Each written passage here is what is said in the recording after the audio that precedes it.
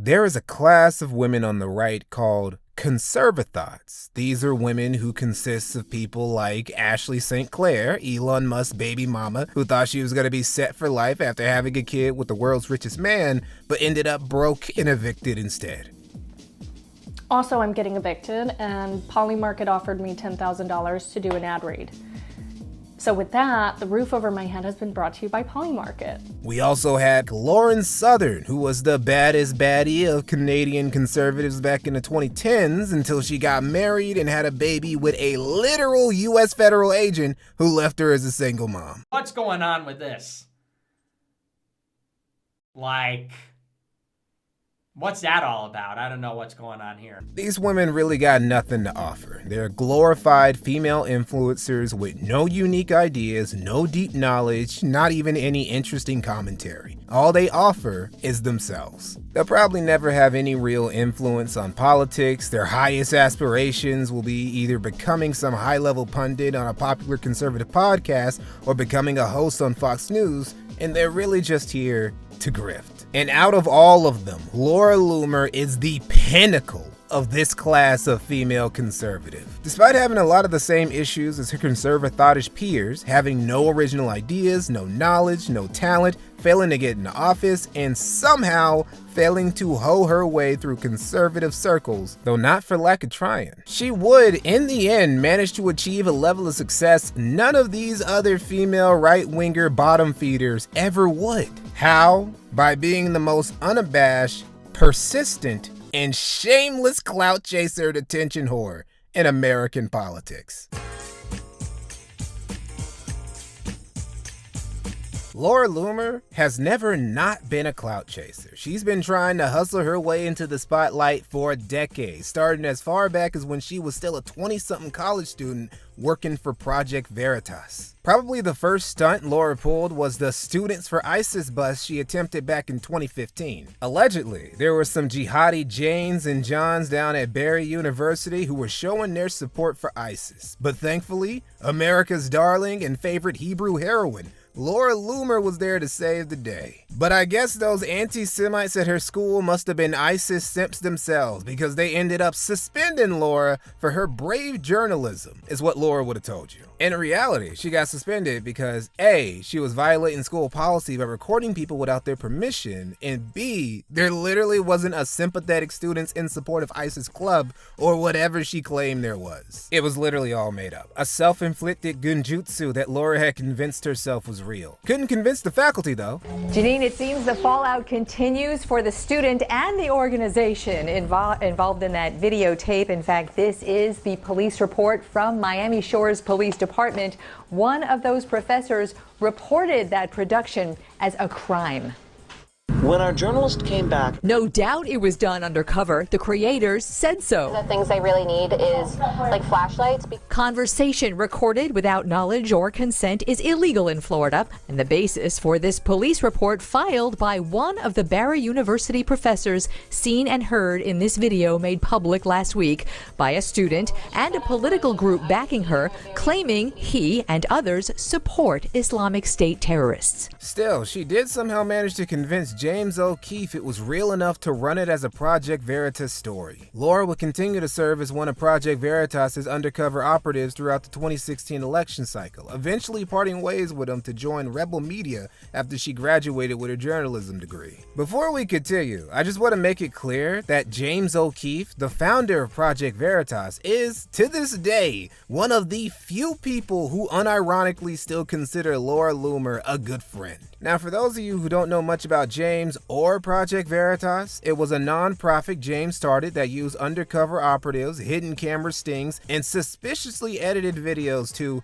expose crooked media outlets, politicians, and other nonprofits that James didn't like. It hit its peak in the mid-10s, especially around the 2016 election, but things went downhill after the Washington Post busted him in 2017 for trying to destroy the reputation of Republican Senate candidate Ray Moore right before an election by using an actress who lied about being impregnated by him as a teenager. In 2022, Project Veritas was found civilly liable for fraudulent misrepresentation and violating federal wiretapping laws and had to cough up $120K. James would soon after be booted from leadership of the nonprofit the very next year for alleged misuse of donor funds, and he's currently the defendant in multiple active civil cases, including one filed by Project Veritas. This is one of the only guys from the early era of Laura Loomer's career who she's still close to this day. Pretty much everyone else, from Lauren Southern to Candace Owens to Milo Yiannopoulos to even Nick Fuentes,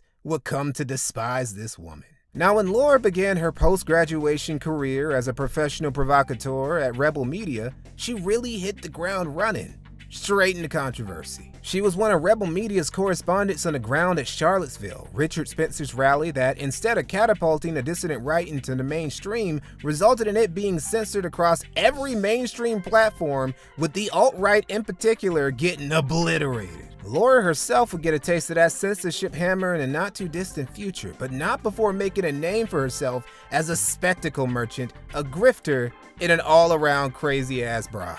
What you gotta understand about Laura Loomer is she really has nothing to offer. No interesting political commentary or analysis because she can't be bothered to read shit. Not that charismatic because she's just too neurotic. Not really good at playing well with others because she's just too full of herself. This is all very typical of the conservathought class of female conservatives. Not good enough to make it on merit alone, so they just become the hot Republican chick instead and maneuver based on their attractiveness. The problem for Laura was that she was never quite hot enough to be a proper conservathought and coast off of her looks. And Laura knew this. She would even get surgery in an effort to address it, but somehow ended up becoming less attractive as a result. Laura was mid, inside, and out, and she found herself in the most tragic state that an attention-seeking woman in her 20s could be. Basic. Laura Loomer has always been a basic bitch, and deep inside, she always knew it. So she had to ask herself, okay, how do I get the attention and clout I so desperately thirst for when I've got nothing to offer to other conservatives? Her solution was to be the most shameless, rage-baiting, headline-snatching, hot take-spilling, clout gobliness in American politics. In her quest for relevancy would start when, in June 2017, she interrupted a Julius Caesar play because they were casting Trump as Caesar. Freedom. Stop the normalization of political violence against the right. This is unacceptable. You cannot get off the stage. All right, ladies and gentlemen, we're going to pause. We're going to pause. Security. This is violence. Security, please. Now here's the thing, this specific playhouse does this with every president. They did it with Obama before Trump. You'd have to be a real dumbass to think otherwise. But Laura wasn't dumb, just shameless and desperate for fame. And so was her boss, Ezra Levant, the owner of Rebel Media. See, as soon as this stunt happened, a Free Laura hashtag started getting astroturfed across Twitter, a We Searcher page went up that raised about 14K, and also, Ezra put up a link on Rebel Media's website where people could donate to Laura's legal funds. The play here was obvious. First, you do something deliberately stupid to get attention, then you play victim when you get in trouble and you're being oppressed or targeted because of your politics, and then you ask for donations from people sympathetic to your cause. A classic political activist grifter tactic. You see it from dudes all across the political spectrum, and Laura will become a pro at these type of attention-grabbing grifter stratagems. Everyone who just gave Laura the attention she was looking for had just got Loomer, as Laura herself likes to say. The stunt genuinely was a big success for her. Not only did she rake in some dough, she and Ezra got the headlines they were looking for. This was a double-edged sword, however. The positive was that Laura now had a lot of eyes on her. The negative was that Laura now had a lot of eyes on her. This meant that all of her shenanigans, including the ones outside of her politically motivated stunts, would get way more attention.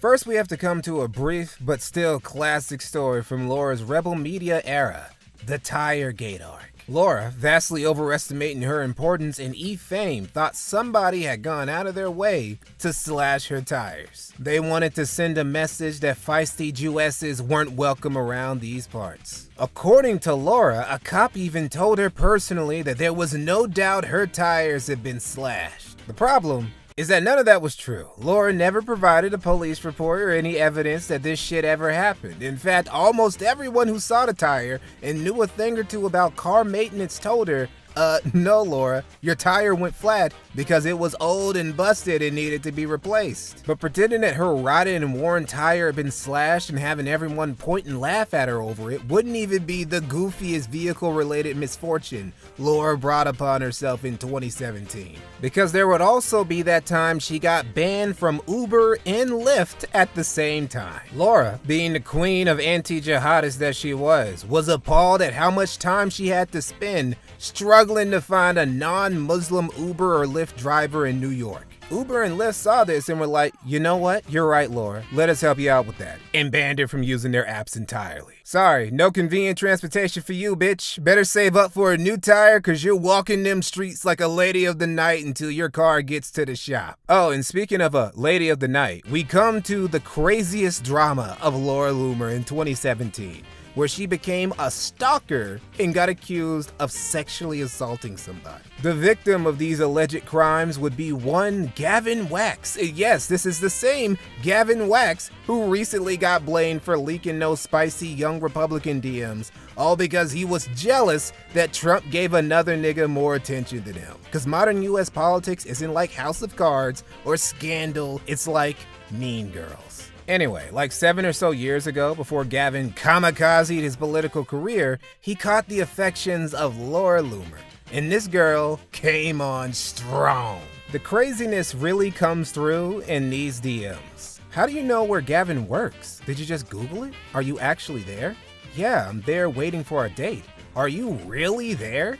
Yes, I said I don't have plans. And here Laura DMs Gavin personally with, hey, I'm downstairs in the lobby. Gavin, understandably uncomfortable, DMs his buddy back, this is insane. What? Did you tell her where I work? Bro, I'm trying to help you get a job and you're sending this lunatic to my job. I'm leaving to go get drinks and I can't even leave the building. And we fast forward to these DMs Laura sent Gavin. Did you seriously delete my comment to not offend your mom? At least our kids will have blonde hair. So when do I get to meet her? Our babies will be Aryan Jews. No wonder why you're cute though. Your mom really is a MILF. Your mom is a MILF. I was creeping on my future mother-in-law's profile. Yeah, Gavin didn't really reciprocate Laura's affection, calling her a straight-up predator. Hi, my name is Gavin Wax. I'm here to talk about the serial predator Laura Loomer. I met with her and it went from a professional meeting and it slowly descended into this really weird, awkward, and bizarre date. She was trying to make it into a date. And I sort of realized this and I cut it short. The week or weeks thereafter, I was getting dozens and dozens of just texts, unsolicited, calls unsolicited. They were just getting more and more strange by the day. I started to ignore her and I started to realize she was probably stalking me. I learned that she was adding friends on Facebook of mine that had never met her and was adding my family on Facebook. Was commenting on photos, writing really weird things. I had to delete them and it just got really out of hand. I would start getting calls randomly from restricted numbers, answer, hang up, all the time. One day I was at work towards the end of the day, almost 6 o'clock, get a call from the front desk, said there's a guest here for Gavin. Her name was Laura, and can we let them up? And we said, no, don't let her up. She hasn't been invited, she's not allowed to come into the office. I thought she was absolutely insane by this point, so I had to leave through an emergency exit and leave out like a side street. It was insane. I knew she found out where I lived because she started sending me my address via text at this point. This was right after she found out where I worked, the exact address that is. She would go to all these other Republican events in the city, like young Republican events and stuff like that, and she would just approach friends of mine or not even friends, like acquaintances, and interrogate them and just demand to know where I was, who I was with, where I was going. She would tell them that like we went on all these dates and like all these ridiculous things that just never happened. And I literally met her at this point, or like even encountered her like maybe 3 times. Then she basically started messaging me, you know, why am I ignoring you? Why am I ignoring you? And if you don't stop, I'm going to expose you for what you are. You're a Nazi, all this other stuff. And she knows I'm Jewish. She said she would post my address and all my personal information to her followers and all this other stuff. Then she would also just start telling all people I knew at these events that I was gay because I wasn't interested in her. Guess Gav couldn't handle that much feisty Jewess. There was even talk from peers of both Laura and Gavin of Laura being a rapist. Now, this accusation ultimately went nowhere, and despite her threats, Laura didn't take anyone to court over it. Still, the story of Laura Loomer's Dirty Bloomers remains a short but infamous part of her lore in sector and dissident right circles. Oh, and speaking of the sector and the dissident right, 2017 was also the year where Laura would try smoozing up to dissident right figures like Mike Enoch, Nick Fuentes, and Milo Yiannopoulos, and also build some bridges with dudes in the trenches of the sector and internet blood sports community, like Ethan Ralph. Now, some of you may ask, Mikey, why would Laura, as a journalist, activist, and Jew with ambitions of making it into the greater conservative mainstream, try to build bridges with the anti-Semitic dissident right? Well, besides rebel media giving her some degree of adjacency to the dissident right, Laura also just wanted to get as much attention for herself as she could. Remember, her entire grift depends on her attracting attention, both positive and negative. And what better way to attract some eyes than to be a loud and proud Jewess in the dissident right? As for her trying to swim around IBS waters, well, believe it or not, there was a time when the Kill Stream was a very popular show in its niche, and Ethan Ralph had a shocking amount of clout at the time, to the point that even Nick Fuentes came into his show back in the day when he was still fresh in the E-Celeb game. That, and Ralph also had connections to Milo because of Gamergate, and Milo was a very close friend of Laura back in these days. Now, these dissident right and sector connections would bite Laura in the ass as early as 2017 because, for whatever fucking reason, these skeptics, IBS dudes, alt-righters, and Gamergate veterans were seemingly the only motherfuckers who instantly saw Laura Loomer for the mentally unstable, malicious, grifting, clout gobliness that she was. Laura, likely presuming that she, an experienced media figure, could just run game on a couple internet losers, came onto Worski Live to defend herself over recent drama. It didn't go that well for her. I would like to talk about the tire incident. Now, from my understanding, on August 2nd, you put up some pictures. You said, hey, look, my tire was slashed a week after I was doxxed. You asked people to stand with you in your tire. But almost immediately, and I'd say within like 24 hours, you had people responding, doing close-up pictures of the images that you shared, saying, that's dry rot. That's not a tire slash. You weren't attacked. Your tires are shit. You need to get them replaced. You then put up receipts from like Riverside and a towing company as well, saying that, hey, look, they verify what I say. But those were customer copies. In fact, somebody tracked down Riverside and got a statement from them where they said, we didn't tell her that. We'd like if she wasn't putting our name out there. We're not involved in any of this shit. Even the Michelin Man account, the fucking Michelin Man account, looked at those tires and said, that is not a slash mark. You know, all is said and done, but I know it's forever going to be a meme that follows me for the rest of my life. Oh, yeah, no, that's attached to you like glue. Yeah, that ain't rubbing off. We could agree to disagree on the tire thing, but there is the biggest issue in the video that I did, the main, crux of the video that made me really get interested, was your conversation on the 20th with Cassandra Fairbanks and Lauren Southern. Cassandra Fairbanks said, and I quote, she is Harvey Weinstein with a badge. She is blackmailing multiple people, and there was an accusation of rape. Now, after that went out, Nick Monroe began to post conversations, DMs, Facebook messages, as well as a video interview with Gavin, who, and I'm summing up, the 5 to 8 minute video that he had done that said, she harassed me. She stalked me at my work. She sent an insane amount of text messages to me. She went after my family and my friends. She told me that if I wouldn't go on a date with her, she would dox me. She would tell people that I was a homosexual. Yeah, but there's context behind all of this, and I think that. Well, no, I'm curious. Did you actually use the line before we even get into the meat of this? Did you actually use the line that you wanted to have Aryan Jew babies with him? Oh, she also doxed Mike Enoch's mom? Actually, Bake, there's a question that keeps popping up in your chat. I'm not familiar with this. I want to ask it though. Go ahead. Did you dox Mike Enoch's mother? Oh my God. So this is another thing that people blew out of proportion. When you have a public Facebook profile and your information is public, that's not doxing, right? Anybody could go online and look up your picture and see, oh wow, like his mother is a Hillary Clinton supporter. A picture you're with saying if I go through a phone book and I find your phone number, because it's publicly there, I can post it because technically it's there. For me, I mean, I'm not. I'd be super fucking pissed. I think you owe Mikey Knock an apology for that, to be honest. Yeah, definitely.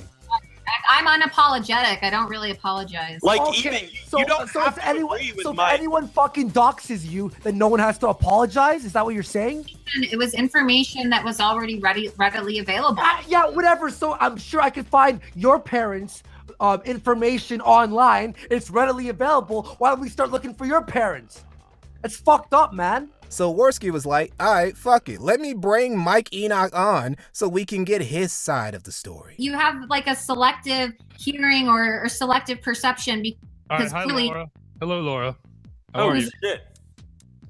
So you said a number of things here that are false. One, you said I play victim about this.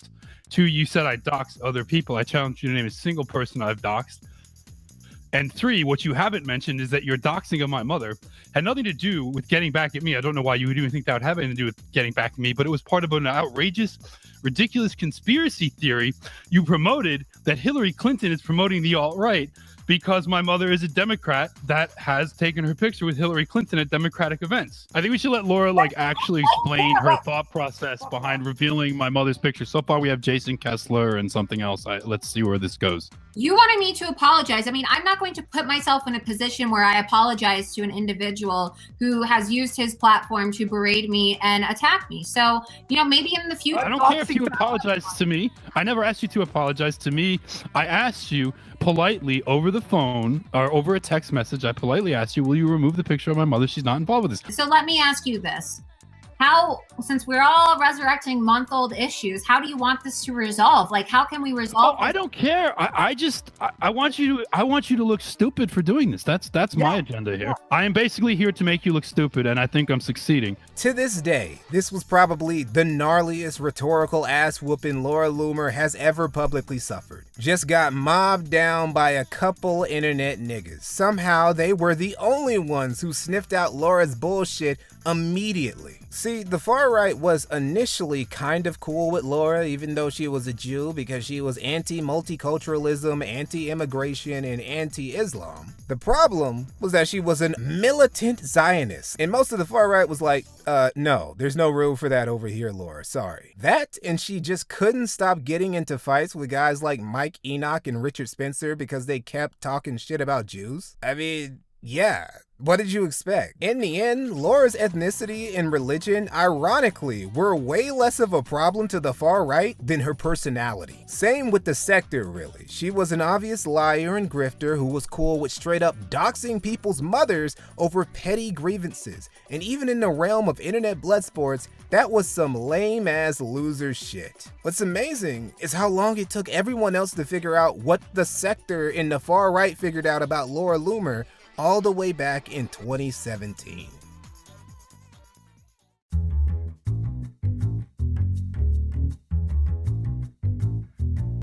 2018 would be the year platform banning became a real problem for Laura. While she was able to evade the great far-right purges of 2017 and the fallout of Charlottesville, she would get banned from a lot of mainstream platforms anyway. Now, Laura and her supporters would tell you this was because she just speaks too much truth to power and refuses to let big tech silence her and her freedom of speech. That's cool. Laura is a spectacle merchant who gets paid, or at least hopes to get paid, by causing scenes, raising ruckuses, and starting drama with influential figures. Now, she was getting annoyed by some of the censorship she saw, particularly on Twitter, her favorite haunt. In Laura's mind, Jack S.S. Dorsey was an oppressive Nazi and her Jewish ass was next on his chopping block. So what did she plan to do about it? Well, in September of 2018, she went to a House hearing to disturb it by pleading for Trump to save America from the big tech de la Wagner, Jack Dorsey. Ma'am, if you'll please take a seat or we'll have to have you,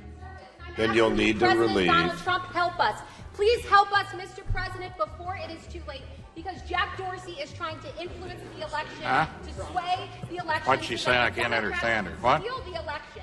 I'm not going to sit here and say that Jack Dorsey was never trying to influence things by banning certain political influencers who he found dangerous or whatever. I will say the idea that Laura Loomer would be one of those influencers is preposterous. Nick Fuentes went to Charlottesville, was way more deeply dug into the dissident right than Laura ever was saying that the Holocaust was fake, giving all sorts of hot takes about women and race and shit. It already had a bigger, more dedicated audience at the time than Laura did. And somehow, this little Chicano managed to avoid getting banned from all the major platforms except YouTube up until he was yelling through a microphone for people to storm the Capitol building on Jan 6th. But nah, it was Laura Loomer who was deemed too fringe and too dangerous to the system that they personally had to shut her down. Bitch, if you don't sit your ass down, you are not that big of a deal. Thankfully for the people in the house, based Billy Log, who was a legit auctioneer by the way, managed to do the impossible and out-yap Laura Loomer while security took her away. At $100 net, and a quarter, 1 1/4, 1 half, and about 2 2 1/4. It 2 1/2, and about 3 equal to bomb 300. It 3 1/4. Cut 3 1/4 now, half, 3 1/2, and about 400. Yeah, but 4 1/4, 4 1/2. We're selling the cell phone there, 4 1/4, 4 1/2. In the end, Laura's greatest fear would come true when she was permanently banned on Twitter for constantly talking shit about Muslims. She especially went hard at Ilhan Omar specifically for her being both a Muslim and being allegedly anti-Jewish. Now, I'm not gonna sit here and simp for Minnesota's favorite Somali, but I will say the things Laura Loomer says about Muslims or anti-Zionists on a weekly basis are wilder than almost anything Omar has said about Israel or the ADL in her entire career. Omar has said a lot of dumb shit, but unsolicited opinions about Jews ain't part of them. And yeah, going at people for their religion was against Twitter's hateful conduct rules at the time, so she caught that ban hammer around November. A lot of you would say pre-Elon Musk era Twitter was very selective when it came to how they determined what did and didn't break their TOS. But hey, at the end of the day, none of these big dick, big tech corpos are actually beholden to the Constitution, and they can pretty much ban anybody for any reason that they want. And Laura was absolutely breaking Twitter's rules in this case. She was doing so intentionally, by the way. Make no mistake, Laura Loomer always knows exactly what she's doing. She's a habitual line stepper who calculates every move for maximum spectacle. Problem for Laura is that she miscalculates a lot. I didn't even know Jews could be this bad at math. She never imagined she'd be straight up perma-banned from Twitter, and it left her in turmoil. Laura Loomer couldn't live without Twitter, and not just because of the negative impact that it had on her grift. Laura is a legit social media addict. This was like banning an elite gooner from OnlyFans. Might as well send some rope in the mail too while you're at it. Laura wasn't gonna take this lying down. She stormed Twitter's HQ in New York the very next week and cuffed herself to the front door for hours, all while wearing a yellow Jude star patch like a Jew being shipped off to a concentration camp. Because Jack Dorsey was an anti-Semite oppressing a young Jewish woman by not letting her use his app. My name is Laura Loomer. I'm a conservative investigative journalist, and today I'm here at Twitter in New York City to talk to you about social media censorship and the double standard that exists here at Twitter. I'm gonna be dead ass. Being a Jew is like the most important facet of Laura Loomer's personality. Despite Ben wearing a kippah all the time, I still think that he makes being Jewish a less essential part of his existence than Laura Loomer does. Her Hebrew heritage is her sword, her shield, and her all-around go-to tool throughout her career. She will MacGyver her way into, out of, and around any situation she can with her Jewishness. Now in 2019, Laura's social media presence would take another hit when she was banned from Facebook. You would think, considering that Laura was convinced big tech was out for her head, that she would tread a bit more carefully. But nah, she cranked her shenanigans up even higher. In the month leading up to her Facebook ban, she live streamed herself hopping the fence at Nancy Pelosi's home with some day laborers to protest illegal immigration. She even tried opening Pelosi's door. She then did the same stunt at Gavin Newsom's place later that month. So what I want to know is why is it not okay to come over Gavin Newsom's fence, but it's but it's okay to come over the United States border. Now, was this funny? Bruh, of course, it was fucking hilarious. Probably the funniest thing Laura Loomer has ever done, which is why I'm convinced it wasn't her idea, because again, Laura Loomer doesn't have original ideas, and she has never been this creative before or since. However, this was also a definitive step beyond just heckling politicians in public settings. Facebook would say they banned Laura for violating their anti-hate speech policies, very similar to Twitter, but her now having a reputation for basically harassing prominent politicians on the left and trespassing on their properties probably didn't help either. Early 2019 would probably be the most canceled Laura Loomer ever actually was. See, it had been revealed that donations to Laura were being funneled through an organization called the United West, led by Tom Trento. Now, the United West describes itself as a counter-jihad group. The Southern Poverty Law Center describes them as anti-Muslim. I would describe them as Zion sexuals. On the About page of the United West official website, the top 2 mission objectives for the organization are literally defend the US Constitution, followed by defend Israel. In fact, let me just read a bit of Tom Trento's bio for you. Trento leads a team of highly talented investigators and analysts to either covertly or overtly expose anti-American, anti-Israel activity, in particular the coalition of Marxists and Muslim jihadists joining together to destroy America. Tom leads national security fact-finding missions to Israel, where his group interfaces with Israel military intelligence and law enforcement. You got some motherfucking nerds calling me out Shabbat on some little bullshit ass nigga.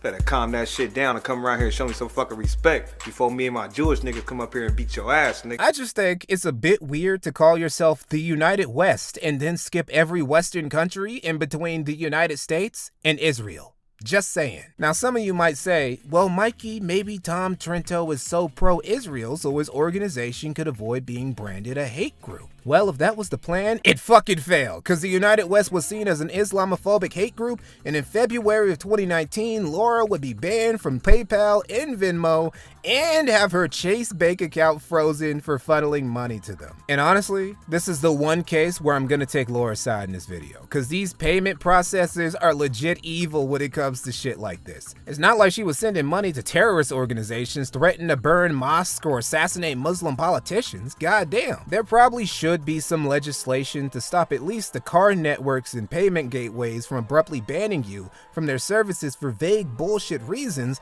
when their services have become increasingly essential to the average person's day-to-day life, and these companies have an oligopoly, so you can't just go around them when most or all of them tell you to kick rocks. But just like with the big tech titans, Constitution doesn't really apply to these guys, so that was tough titty for Miss Loomer. The craziest ban that Laura would catch of all, though, would be from the conservative establishment itself. Laura went to CPAC, the biggest, most mainstream conservative event in America, and as usual, made an ass out of herself by following liberal reporters from CNN and the like, trying to Loomer them all fucking day. American Conservative Union Chairman Matt Schlapp and other organizers of the event were like, hey, this is unprofessional as fuck, you're literally harassing people doing their jobs, and permanently banned her from ever attending CPAC again.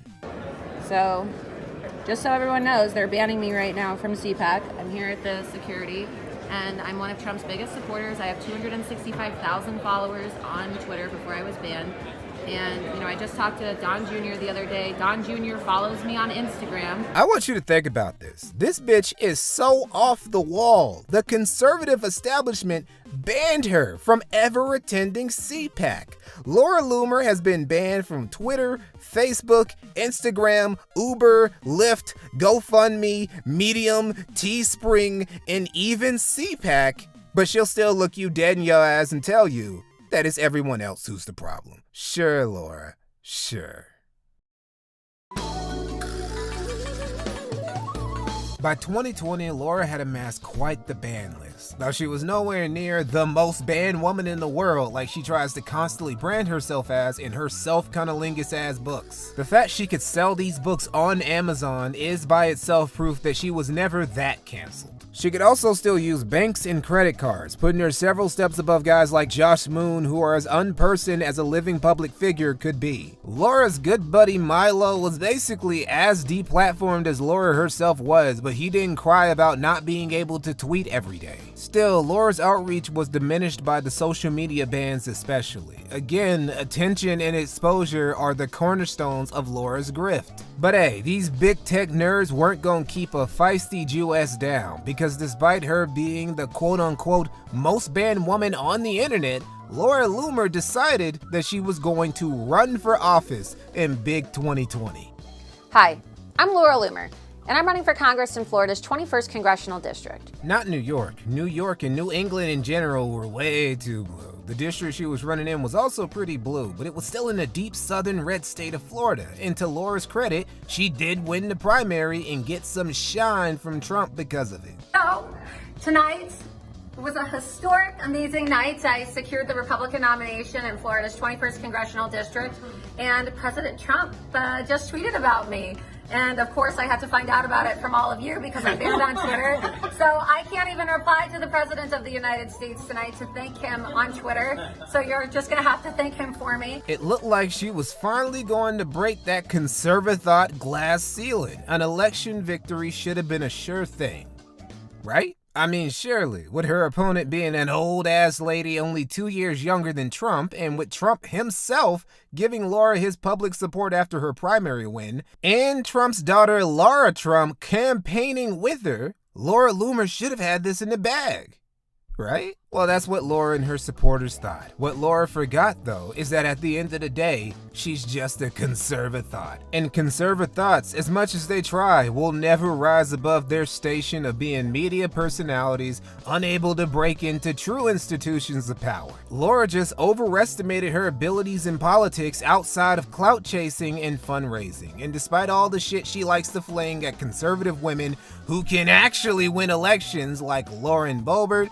Marjorie Taylor Greene, and Nikki Haley, Laura is objectively less competent than any of them. In the end, she wouldn't be joining that big white clubhouse sitting on Capitol Hill. Laura lost, and just like Trump that year, she had to hold that L and go back home. As for why Laura lost, one of the main reasons why Laura wanted to run out of the 21st Congressional District despite it being so blue is because it was not only the most Jewish district in the state of Florida, it was the most Jewish district in America. Basically, Laura thought she could squeeze out a win with a bit of Hebrew heritage hustling, believing she could get the Jewish electorate in the district to come out in droves by shilling for Israel, saying she was more of a Minch than Frankel, and saying that voting for Frankel was basically just voting to be put in the gas chamber. Lois Frankel loves Black Lives Matter. That is Meshuggah. Black Lives Matter is a part of an Islamic and socialist coalition that says Israel is guilty of genocide against the Palestinian people. Israel, guilty of genocide. Okay, Lois. This coalition with Black Lives Matter, they want the United States to stop all military aid to Israel. But that doesn't stop Gornished Lois from kneeling to them. Maybe she thinks if she makes nice, they'll be nice to Jews in the end. Sound familiar? Lois Frankel talks Michigas. She's incapable of protecting the Jewish community or Israel. Laura Loomer will stand against prejudice and stand up for Israel. On November 3rd, vote to defend Israel. Vote for a real mensch. Vote Laura Loomer. None of these Judeo-centric tactics help Laura in the end, because her opponent, in case you couldn't tell from her last name, was also a Jewish woman. And calling your opponent an anti-Semite when they're a 70-something-year-old second-generation Jewish American whose family literally fled anti-Jewish persecution in the 1930s isn't really a winning strat. Who knew? Another reason this strategy didn't work was, despite what certain Jewish Americans like Laura or Ben Shapiro would have you believe, not every Jew in America is a single-issue voter when it comes to supporting Israel. Yeah, this was devastating for Laura. What was worse is that back in 2019, Laura had launched a big lawsuit against several big tech companies for repeatedly kicking her off their platforms, and that got rejected earlier that year by the DC Circuit. In 2022, she tried running again, this time in Florida's 11th congressional district, and she didn't even win the primary this time. Despite Dan Webster winning the nomination handily, Laura took a page from Trump's book and refused to concede and said that the primary had been rigged. The best part was when Nick Fuentes showed up and the two shared a Pepsi together and toasted to the hostile takeover of the Republican Party. The official drink to America First. To the hostile takeover of the Republican Party. But you know who did get in? What former associate turned enemy of both Laura and Nick, who managed to find a back door into those institutions? Milo Yiannopoulos. In 2022, Milo somehow had managed to become an intern for Marjorie Taylor Greene. And according to Laura, Milo had reinserted himself into politics specifically to keep her out. Kevin McCarthy definitely does not want me in Washington, D.C. And I think there's also people in the so-called America First movement who don't want me in Washington, D.C. People who claim to be America First, like I said, who really aren't America First. They're all about themselves first. But now you mentioned that a couple times. Like, is there anybody in particular, or like, because you said that a couple, like, that you feel like kind of worked against you or said certain things here and then a different one somewhere else, or? Yeah, I mean, I think it's very, it's very clear to a lot of people that there were a lot of high-profile conservatives who worked against me. For example, you had Milo Yiannopoulos, who was openly on Telegram talking about how he was forming coalitions while working in the office of Congresswoman Marjorie Taylor Greene to form coalitions with the left and the right to try to keep me out of office. And this is a rare moment where I'm gonna have to believe Laura Loomer 100%. Milo has proven time and time again to absolutely be this spiteful and petty. Bro can call himself anti-gay and Catholic all he wants. His soul will forever be that of a catty queen. Milo's reasoning for his plotting against Laura is that she had sexually harassed a young male campaign aide back in her 2020 congressional run. Now, these are Milo's words and there's no definitive proof, but we do have evidence of Laura coming on strong to men who aren't that welcoming to her advances. And, to Milo's credit, sexual predation against young men is one of the few things he actually takes seriously. Thankfully for Laura, she had one guy who was in her corner, one knight in shining armor who came riding for her. Ollie Alexander. By the way, Ollie Alexander's here. Ollie Alexander, welcome to the kill stream, sir. Can you hear me? What's up, my man? Yes, Ali, of all people, put on his Superman cape and came to play Captain Save a Jewess in Distress. Unlike underage young men, Ali had no problem with respecting women. What I'll say is that Laura's not lying. I hate that she's been maligned by someone who's also maligned me, who's also maligned other people in this movement. And what's shocking is that, his accusations usually are rooted in something that he has actually done or he is accused of, oftentimes on film, text message. I mean, the evidence is all out there. Everyone knows it. The reason why most people don't deal with Milo is, who is Milo? Nobody knows who he is anymore. Now, as a lot of you know, Ollie Alexander would get exposed by Milo just a few months later in 2023 for trying to solicit sexually explicit material from male minors, causing him to sink into the shadows of irrelevancy forever, and Nick Fuentes would be even further persona non grata by the GOP after MTG called for a federal investigation into both him and Ollie. If we're to take Laura at her word and Milo really is the main reason she lost her primary in 2022, then that means Milo caught like 3 bodies in less than a year. Truly a dangerous bundle of sticks.